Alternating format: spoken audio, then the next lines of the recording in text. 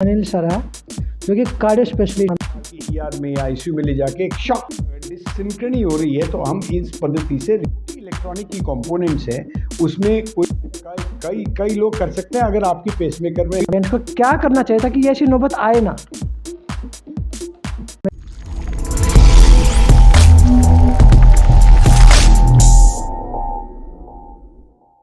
नमस्कार, मैं विजय कुमार पुनिया, आपका हमारे चैनल पर स्वागत है। और बढ़ते हैं खबरों की तरफ। खबर लेके आओ दोबारा से मेडिकल साइंस से रिलेटेड, और हमारे साथ डॉक्टर अनिल सर है जो कि कार्डियो स्पेशलिस्ट है जनकपुरी के सुपर स्पेशलिटी हॉस्पिटल। मैंने पहले भी इनके साथ कई बार इंटरव्यू किए हैं, बीपी को लेकर भी किए थे और शुगर को लेकर भी किए थे। और आज हम बात करेंगे पेस मेकर को लेकर। पेस मेकर तो हमें भी नहीं मालूम क्या चीज़ होती है, क्योंकि सर से जानकारी लेंगे यार पेस मेकर क्या होता है, क्यों लगाया जाता है, उसकी जर्नी क्या है, कितना समय हो गया और कितना महंगा पड़ता है, और क्या क्या उसके फ़ायदे, क्या क्या नुकसान, बहुत सारी चीज़ें हैं जो आज हम सर से बात करेंगे। और जो सर जानकारी आपको देंगे वो आप तक पहुंचेगी, आप उसको भी देखना, सुनना, समझना, अमल करना। लेकिन कोशिश ये करें कि आपको पेस मेकर ज़िंदगी में कभी ना लगे, तो वो भी आपको बताएंगे कि भविष्य में कभी ऐसी कंडीशन ना आए तो उसके लिए आपको क्या करना पड़ेगा। तो चलते बात करते हैं सर से। और सर से आपका हमारे चैनल पर स्वागत, थोड़ा बताएं। नमस्कार। तो विजय जी टाइम पे कुछ प्रोग्राम करते हैं और कुछ चैलेंजिंग टॉपिक्स के ऊपर विषय में डिस्कशन स्टार्ट करते हैं। तो देखिए, हम सब हार्ट को जानते हैं। हार्ट एक पंप है, और एक पंप जो कि ब्लड को पंप करता है। इसमें ब्लड आता है जो साफ़ होने के लिए फेफड़ों में जाता है, और एक कॉम्प्लेक्स मैकेनिज़्म है जिससे ये बीट करता है और एक चेंबर से दूसरे चेंबर में ब्लड जाता है। फिर वो फेफड़ों में ड्राई क्लीन होने के लिए जाता है। ड्राई क्लीन होने के सामान जब वापस आता है दिल में तो वो इजेक्ट होता है।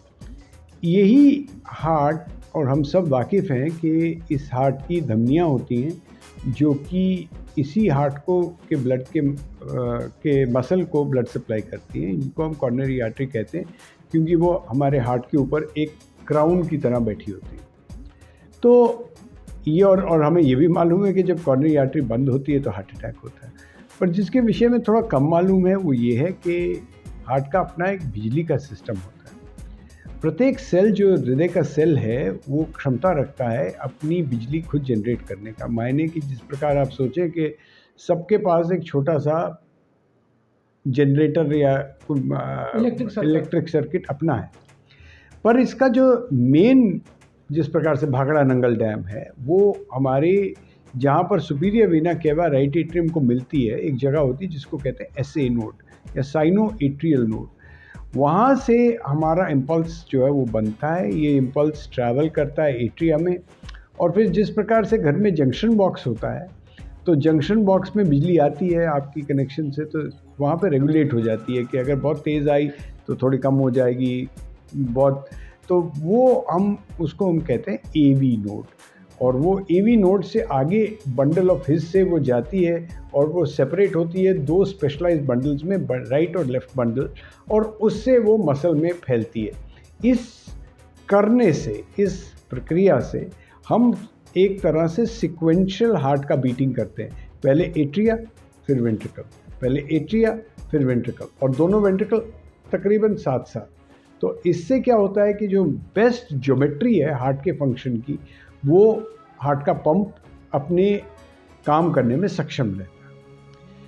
अब जब भी कभी भी हम या तो छेड़ाखानी करके या स्वायत्त रूप से, यदि किसी बीमारी से ये जो स्पेशलाइज्ड कंडक्शन सिस्टम है ये डिप्रेस हो जाए, कमज़ोर हो जाए या बीमार हो जाए, तो हमें तकलीफ़ हो सकती है कि बिजली का इम्पल्स पूरा ना पड़े।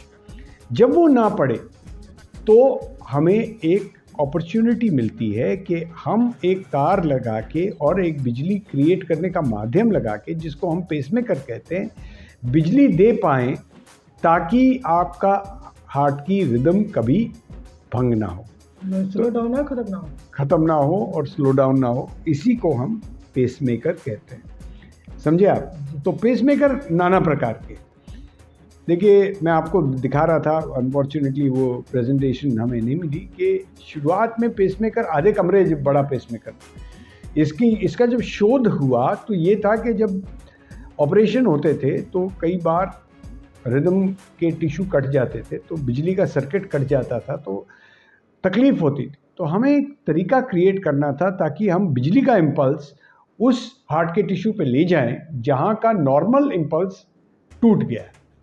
बहुत सिंपल है, आपके घर में एक तार है वो जो दूसरे कमरे में जा रही है, वो कट गई है, तो आप एक दूसरी तार लगाते हैं ना, उसको अटैच कर देते हैं, या सर्किट से या कहीं से, ताकि वो बिजली जाते रहे।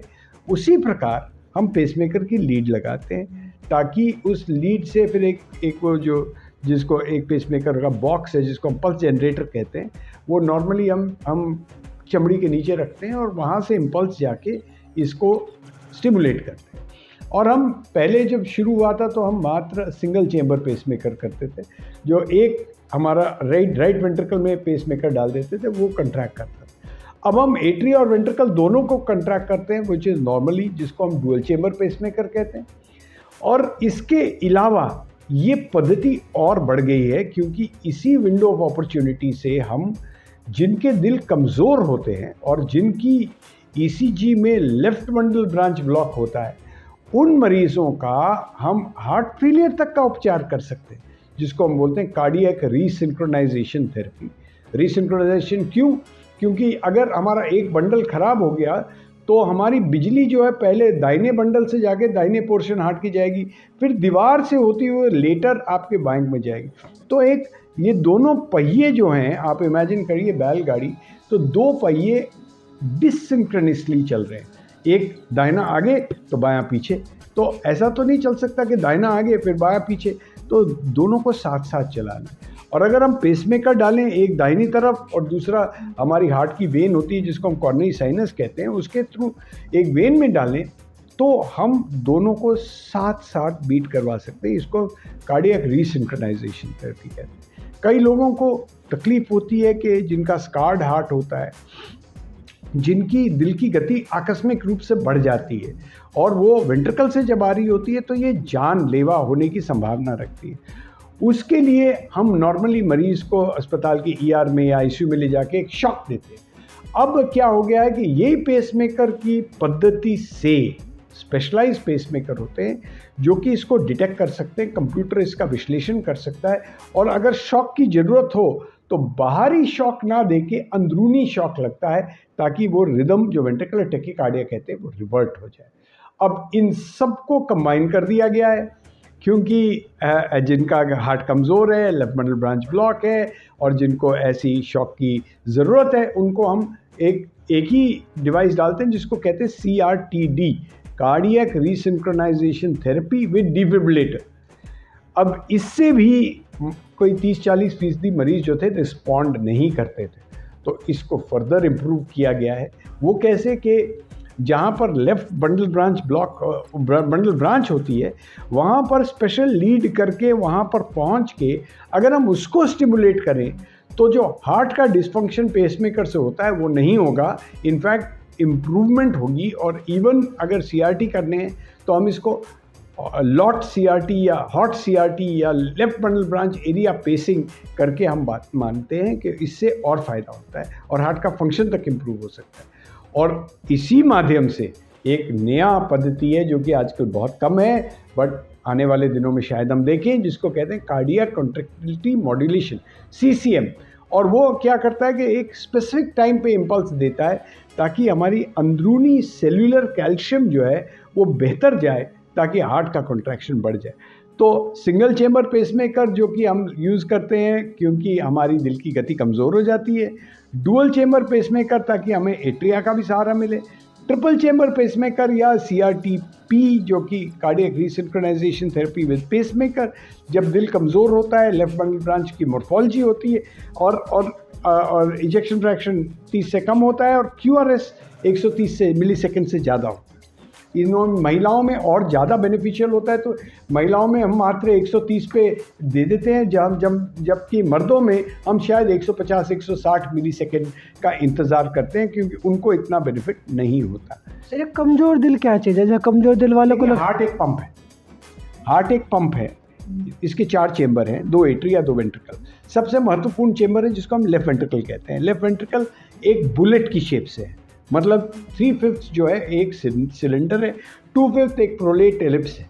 तो ऐसे एक, जिस तरह से एक हम निचोड़ते हैं एक टावल को जो कि गीला है, वैसे ही ये हार्ट काम करता है। तो ये अगर बुलेट की शेप रहे तो ये बिल्कुल एफिशिएंट रहता है। अगर ये नॉर्मली 60% ब्लड जो इसके अंदर है वो बाहर फेंक देता है, इसको हम इजेक्शन फ्रैक्शन कहते हैं। अगर ये उसको फेंकने में सक्षम ना हो और दिल ऐसे ऐसे की जगह ऐसे ऐसे करे, तो कम कॉन्ट्रैक्ट करे, तो उसको हम हार्ट का डिसफंक्शन कहते हैं। और ये हार्ट फेलियर में भी जब हमारे ऐसे लक्षण हो जाएं कि पाँव सूज जाए, हांफी आ जाए, गले की नसें ऊंची हो जाए, दाहिने तरफ लिवर बड़ा हो जाए, ये हम हार्ट फेलियर जब होता है तो इसमें हम अगर डिससिंक्रोनी हो रही है तो हम इस पद्धति से रीसिंक्रोनाइज कर सकते हैं। तो आपने पूछा कि हार्ट का फंक्शन क्या है, तो उस मायने में इजेक्शन फ्रैक्शन कम हो जाता है और तकरीबन उसी को कमज़ोर क्योंकि डर भी जाते कई बार छोटी छोटी बातों पे। आपके लिए लागू है और दुनिया की लेनी, हम लोगों की लेनी। हम देखते हैं कि दिल की कमज़ोरी क्या है। दिल की कमज़ोरी ये नहीं कि आप कमज़ोर दिल के हैं, डांट नहीं सह सकते, या कोई मुश्किल काम किया, दुश्मन की गोली चल रही है तो आप भग जाएं, वो नहीं। फिल्में देखते देखते रोने लग जाते हैं। फिल्में देखते देखते रोना तो भावुकता की निशानी है, वो कमज़ोर दिल की नहीं। वो दिल आपका यहाँ है, वो जो दिल है वो मानसिक दिल है, वो काल्पनिक है। वो तो एक चीज़ कि हमें पता कैसे लगेगा कि भाई इसको, मतलब एक जैसे नॉर्मल व्यक्ति होता है, जैसे आप लोग तो डॉक्टर, आप लोगों को पता होता है, सारा टेस्ट वगैरह होते हैं। जैसे कि मान लो कोई आम आदमी है, उसको कैसे पता लगेगा कि भाई अभी ये कंडीशन लगता है, पेसमेकर लगने के साथ चांसेस है? बेहोशी आना, तो हमें उसका तहकीकात करनी पड़ती है कि कहीं ये कार्डियक रिदम की कमज़ोरी से तो नहीं आता। तो अगर उसमें ईसीजी में हार्ट ब्लॉक दिखे, जो कि इलेक्ट्रिकल हार्ट ब्लॉक है, या होल्टर में दिखे, या हम उस टाइम रिकॉर्ड कर लें जब ये हृदय की गति कम है, तो फिर हम उसमें पेसमेकर लगाते हैं। जब हार्ट कमज़ोर हो तो हम ये स्पेशलाइज पेसमेकर लगाते हैं, जैसे आईसीडी जिसमें कि एक डिफिब्रिलेटर होता है, या सीआरटीपी जिसमें एक पेसमेकर जो दोनों तरफ को दोबारा बीट कराता है, या सीआरटीडी जिसमें ये वाला भी फंक्शन है और शॉक मारने का भी function. It all depends on the patient and the patient profile. Sir, एक चीज़ और होती है जिसको पेसमेकर लग जाता है, कि उसके लिए कुछ गाइडलाइंस होते हैं ना कि भाई मैग्नेटिक फील्ड के पास ना जाए, इलेक्ट्रिक के पास ना जाए, या कितना very right. High magnetic fields को, हाई वोल्टेज फील्ड्स को अवॉइड करना है। हालांकि आजकल की डेट की जो नए पेसमेकर हैं वो मैग्नेट से इन्फ्लुएंस नहीं होते, पर पेसमेकर के अंदर एक रीड स्विच होता है जो कि मैग्नेट के इन्फ्लुएंस से खुल जाता है। तो इसलिए हम हाई मैग्नेटिक फील्ड को अवॉइड करते हैं, बिकॉज अंदरूनी जो छोटी इलेक्ट्रॉनिक की कंपोनेंट्स हैं उसमें कोई नुकसान हो सकता है। ऑटोमेटिकली एडजस्ट कर लेता है मैग्नेटिक फील्ड को, इलेक्ट्रिक जो फील्ड होती है। देखिए, मैग्नेट तो जब होगा तो वो असर तो करेगा, पर आजकल जो पेसमेकर आ रहे हैं वो एमआरआई सेफ है, स्पेशली क्योंकि बहुत ज़्यादा आजकल इन्वेस्टिगेशन एमआरआई से होते हैं और एमआरआई में तेज़ मैग्नेट होता है, तो वो एमआरआई सेफ माने जाते हैं। पर फिर भी जो पुराने ज़माने के पेसमेकर थे उसमें असर पड़ता था। जब हम एक हाई मैग्नेटिक फील्ड या हाई वोल्टेज से बंदा गुजरे तो उसका अंदरूनी इन कंपोनेंट्स में फ़र्क पड़ता। और ये जैसे मान किसी को लग जाता तो एक टाइम पीरियड होता है कि 2 साल, 5 साल, 10 साल? ये नॉर्मली हमारे आजकल लॉन्ग लाइफ पेसमेकर्स हैं, हर एक की अपनी बैटरी होती है, उसकी कितनी खपत हो रही है उसके ऊपर डिपेंड करता है। और बिकॉज हमें पेसमेकर सेटिंग करनी होती है एक थ्रेशोल्ड के ऊपर, तो सेफ्टी मार्जिन लेके थ्रेशोल्ड सेट करनी होती है, तो इसलिए डिपेंड करता है कि कितना करंट खींच रहा है। अगर आपके घर में 10 एयर कंडीशनर चल रहे हैं तो ऑब्वियसली आप ज़्यादा करंट खींच रहे हैं। तो इसी प्रकार यदि वो ज़्यादा करंट खींच रहा है क्योंकि उसकी थ्रेशोल्ड हाई है, तो शायद पेसमेकर उतनी देर नहीं चले, नहीं तो नॉर्मली 10 से 15 साल हर एक पेसमेकर चले। चेंज कराना पड़ता है फिर 15 साल? बैटरी चेंज करानी पड़ती है। लीड वही रहती है। ऑपरेशन के जरिए वो बस हाँ यहाँ पर एक चीरा लगा के जो पुरानी है उसको निकाल के चेक करते हैं, लीड्स अगर सही हैं तो सिर्फ मात्र लीड चेंज करते हैं। अच्छा, ये कैसा पल्स जनरेटर चेंज कर देते हैं। तो आजकल ऐसा होता है ना कि पेस मेकर में भी धांधली भी ज़्यादा होती है कि जैसे कि अगर किसी को लग जाता है कि भाई पेस मेकर, तो उसमें पता कैसे लगेगा हाँ भाई ये ओरिजिनल लगा ये नहीं लगा? देखिए धांधली के विषय में तो मैं ये समझता हूँ कि उधर जो आप धांधली की बात कर रहे हैं, मुझे लगता है कि शायद किसी को एक विक्टिम बनाया गया है। बिकॉज जो धांधली की वो वर्णन की गई है अखबारों में, मुझे मेरी समझ और मेरे अंडरस्टैंडिंग से वो कुछ हो नहीं सकता। मुझे लगता है दो गुटों की लड़ाई है, इसलिए ये कहा गया। हाँ, कुछ क्वालिटीज़ होती हैं पेसमेकर की, जैसे कि आजकल पेसमेकर आ गए हैं ब्लूटूथ के साथ, पेसमेकर आ गए हैं जो हार्ट के अंदर प्रेशर बता देते हैं, पेसमेकर आ गए हैं जो कि बहुत एक्स्ट्रा काम कर सकते हैं। अरे भाई जितना गुड़ डालोगे उतनी चाय मीठी होगी, तो इसलिए वो तो महंगा है। अब अगर किसी ने महंगे का वसूली करके सस्ता वाला लगा दिया तो वो मैं कुछ कह नहीं सकता। बट उसका पता कैसे लगेगा कि लगने के बाद आप पेसमेकर साल भर के बाद कुछ सिम्टम दोबारा से राइज होने लग गए, देख के पता लग जाता है। और हम पेसमेकर से संपर्क कर सकते हैं। जब हम पेसमेकर के ऊपर प्रोग्रामर डालते हैं तो हमें पता होता है कौन सी कंपनी का पेसमेकर है, ये कब लगा है और इसके लगने के पैरामीटर्स कितने थे और इस पेसमेकर की कैपेबिलिटी क्या है। तो ऐसा नहीं है कि इसकी तहकीकात नहीं हो सकती, ये तो बहुत सरल तहकीकात है। और आजकल तो कई बहुत लोगों को पता नहीं होता ना, ब्लूटूथ पे भी हो सकती है। कई बार ये चीज़ें ब्लूटूथ डेंजर आप माने, कई लोग कर सकते हैं अगर आपकी पेसमेकर में ऐसी कैपेबिलिटी है। देखिए डिक चेनी जब उप राष्ट्रपति थे अमेरिका के, तो उनकी सिक्योरिटी वालों ने कहा कि जब उनको ऐसा डिवाइस डल रहा था कि ब्लूटूथ पहले से स्विच ऑफ करिए, बिकॉज इसमें दूसरा भी खतरा है कि कोई और आपका ब्लूटूथ यूज़ करके आपको टाइमली कुछ गलत काम भी करते। ब्लास्ट तो बाद की बात है, पर आपका बंद कर दे तो। अच्छा, एक चीज़ और जैसे मैं ये जानना चाहूँगा कि पेसमेकर के बारे में आपने काफ़ी सारी जानकारी डिटेल में आपको बताई, यहाँ तक कि कहते हैं ना हार्ट के अंदर जाके भी आपने पूरी हिस्ट्री खोल के रख दिया। अब ये वो बताएं मुझे कि हर आदमी को, आम आदमी को या महिला को, जेंट्स को क्या करना चाहिए था कि ऐसी नौबत आए ना? देखिए क्यों होता है, एक तो पहले हम स्टार्ट करते हैं कि जिनका हार्ट कमज़ोर क्यों होता है। कई हार्ट के कारण बहुत हैं, पर सबसे महत्वपूर्ण कारण अभी भी कॉर्नरी आर्टरी डिजीज़ है और हार्ट अटैक होने से हार्ट कमज़ोर होता है। और उसके लिए उचित आहार, उचित व्यवहार, उचित विचार, समय अनुसार उचित उपचार, अगर आप टाइमली हार्ट अटैक का उपचार करा लेंगे तो हार्ट कमज़ोर नहीं होगा। बाकी अन्य कारण है, कुछ जेनेटिक है, उसके लिए तो हम कुछ नहीं कर सकते। और जो कि कारण के हमारे पेसमेकर की ज़रूरत पड़े, ना कि आईसीडी, ना कि कमज़ोर हार्ट के लिए, क्योंकि उसके लिए कोई ऐसी परिस्थिति नहीं है जो आप बहुत तब्दील कर सकते हैं। पर इसको ऑब्ज़र्व करना है। एक बहुत सिंपल प्रोसीजर, निहायत सिंपल प्रोसीजर है जिससे जान की अवधि बहुत बढ़ सकती है। कार्डियोलॉजी में सबसे रिवॉर्डिंग प्रोसीजर्स में से एक है। आप मानेंगे कि कईयों को पेसमेकर लीड की इन्फेक्शन हो जाती है, बार बार निकालना वगैरह पड़ता है। आजकल इतने माइक्रो पेसमेकर आ गए हैं जो कि एक बार डाल दिए जाते हैं, जिनमें लीडलेस है, जिनमें लीड भी नहीं है। तो आईसीडी भी ऐसे आ गई हैं ताकि अंदर की तार ना जाए, वो बिल्कुल छाती के अंदर सबक्यूटेनियस आईसीडी आ गए। तो इस फील्ड में प्रगति बहुत हो रही है, दिन दुगनी रात चौगनी प्रोग्रेस। हाँ जी, तो शुक्रिया सर। तो ये था हमारे साथ अनिल सर, कार्डियो स्पेशलिस्ट, और पेसमेकर से रिलेटेड हमने जानकारी ली।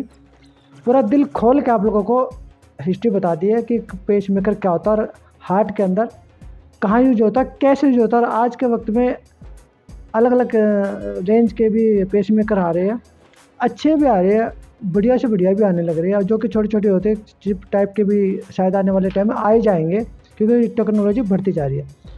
तो मैं विजय कुमार पुनिया, मुझे दीजिए इजाज़त। धन्यवाद और अपना ख्याल रखिए। कोशिश आप यही करो जो सर ने बताया कि उचित आहार, उचित व्यवहार, उचित विचार, उचित विचार और समय अनुसार उचित उपचार। समय अनुसार उचित उपचार, ये चीज़। अगर आपको बेहोशी हो रही है तो इसको नज़रअंदाज नहीं करना। हो सकता है छोटे से पेसमेकर से आपकी उम्र की अवधि बहुत बढ़ जाए। तो ये आपने सर ने आपको बता दिया, सारी जानकारी दे दी। यार जो लास्ट वाली 3 बातें, तो उचित आहार, उचित व्यवहार, उचित विचार, इसको सबसे ज़्यादा फॉलो करो ताकि ऐसी नौबत आए नहीं। और एक्सरसाइज करो, खाओ पियो, मौज करो। तो मुझे दीजिए इजाज़त। धन्यवाद।